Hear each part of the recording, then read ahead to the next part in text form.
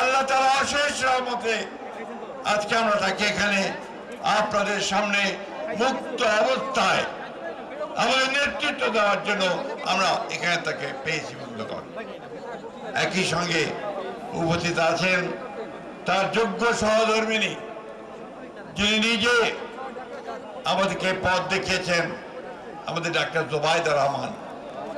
এই সিলেট হচ্ছে সেই সিলেট যেখানে মুক্তিযুদ্ধের সর্বাধিনায়ক এমএজি উসমানের জন্ম হয়েছে।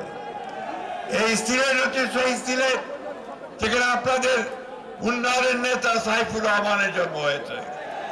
এই সিলেট হচ্ছে সেই সিলেট যে অন্যায়ের বিরুদ্ধে, আধিপত্যবাদের বিরুদ্ধে লড়াই করতে গিয়ে গুম হয়েছেন ইলিয়াস আলীর সিলেট। বন্ধুগণ, দীর্ঘ 15 বছর এই দেশের মানুষ গণতন্ত্রের জন্য প্রাণ দিয়েছে, মিথ্যা মামলা খেয়েছে, গুম হয়েছে, কিন্তু কখনো মাথা নত করেনি। বন্ধুগণ, আপনাদের এই মাঠে অনেকবার আমাদের গণতন্ত্রের মাতা, আমাদের সকলের মা, যে তার সারাটা জীবন লড়াই করেছেন গণতন্ত্রের জন্য, সেই মহিষী নেত্রী দেশনেত্রী বেগম খালেদা জিয়া অনেকবার এখানে এসেছেন। আজকে বারবার সেই কথা মনে পড়ছে। সময় কম, আমি পুরো সময়টাই আমার নেতাকে দিতে চাই।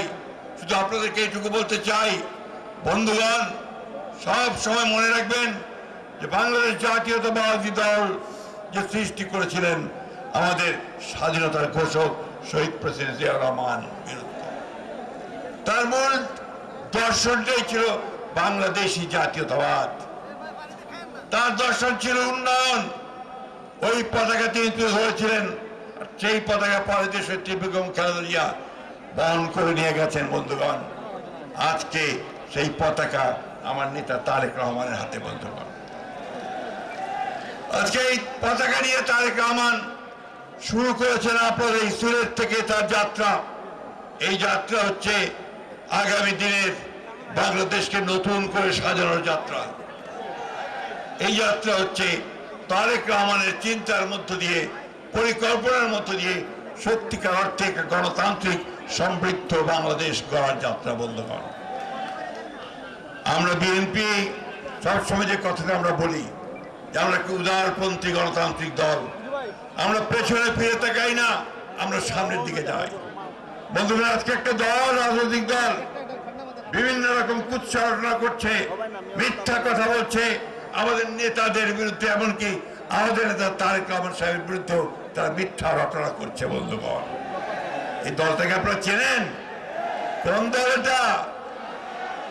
এই দলটা কি ভোট পাবে?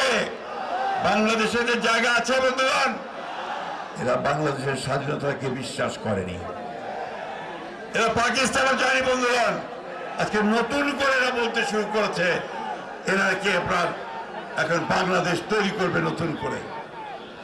আমাদেরকে সাবধান থাকতে হবে এই সমস্ত দল ব্যক্তিদের হাত থেকে যারা মানুষকে বিভ্রান্ত করতে চায়। আজকে লড়াইয়ের বিরুদ্ধে। বন্ধুগণ, আজকে নতুন করে সেই লড়াইয়ে আমাদের জয়লাভ করতে হবে। আমাদের তারেক রহমান সাহেব আমাদের যে নেতৃত্ব দিচ্ছেন, সেই নেতৃত্বের অগ্রযাত্রায় সামনে এগিয়ে গিয়ে তারেক রহমান সাহেবকে প্রধানমন্ত্রী করে বাংলাদেশকে আমরা সত্যিকার অর্থেই একটা গণতান্ত্রিক, সুখী, সমৃদ্ধ বাংলাদেশ গড়ে তুলবেন ইনশাআল্লাহ।